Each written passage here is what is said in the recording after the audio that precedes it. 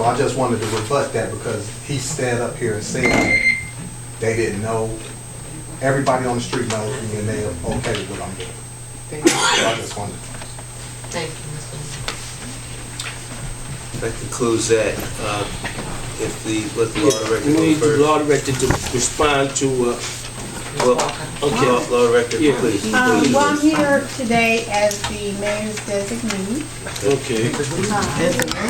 This is the And mayor's designee. I would like to respond to the dumping on Strathmore. If you see dumping, please call the police or City Hall because that is a matter of grave concern to the administration as well.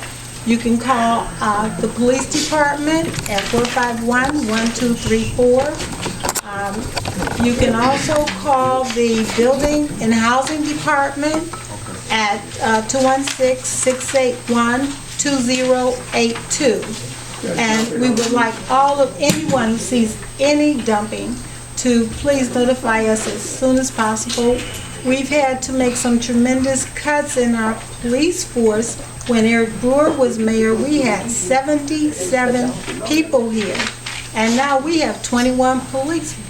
We could stop dumping if we could have back in the day when Eric Brewer was here, we could put a patrol car at one end and then another at the other so that they could catch the trucks. But we now, instead of looking for tires, we're looking out for people at the bottom line. And so it's more important for us to protect you as citizens than to sit and lay wait for some dumping. And so that's the priorities that we have to have with our sparse personnel. Also, I would like to congratulate Mr. Hendricks. I didn't think he was going to make it through, but I would like to thank the council persons who supported his efforts. He still has a long way to go.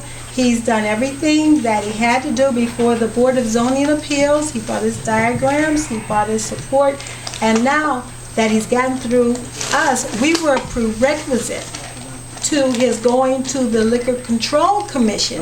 Because when you apply for a liquor license, there are different categories, A, B, C, D, and depending on the type of license he wants, they will have him under strict scrutiny as well. So this is just, he's only halfway there.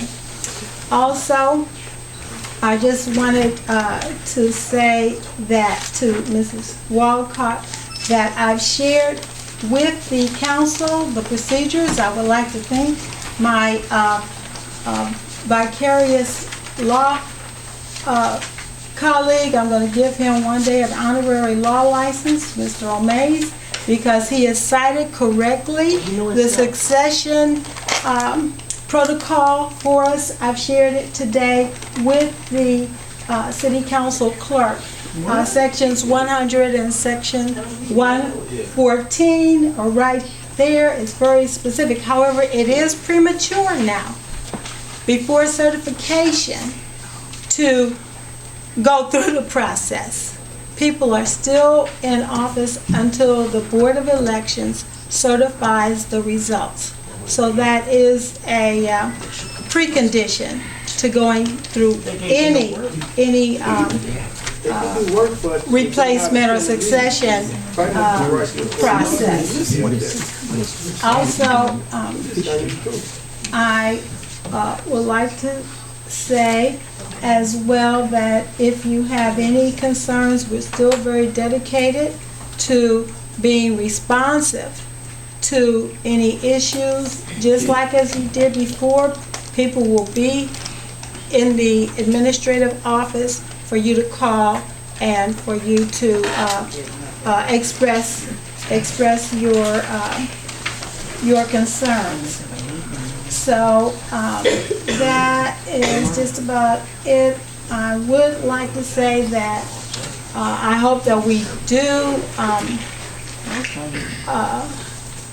move forward and be responsible, because we had fiscal commission meeting today, and we have to get the budget passed before the end of the year. We're still under fiscal emergency, and I just have to say this, is not particularly in the role of the mayor, but the face of poverty might change, but the fact of poverty does not.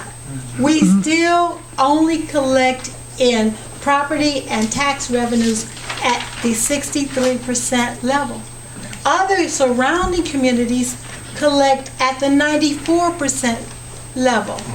I mean, I'm happy to see the adamacy and the determination that you have expressed that they will put your money where your mouth is, pay your taxes, put some economic efforts into helping to sustain the city of East Cleveland. Now, about the break-in, I'm not at liberty to say the details because it is under investigation. I think Mr. Branch wanted to have some details. We do have a police report with videos, and that's available at the police department. However, the photographs are available, but the videos of the people breaking into the office are not, because it's still under investigation.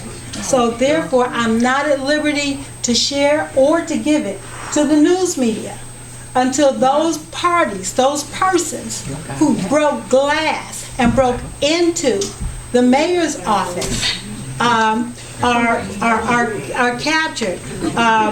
When my youngest daughter was 13 or 14, I used to tell her, I said, I would try and discipline her. I said, your behavior has to change. You have to modify your conduct.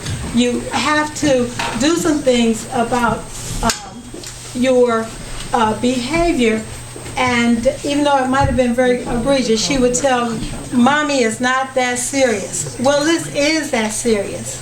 When you have the gall to break the integrity of an office, that's not any individual's office. That's a change that you can easily change the face.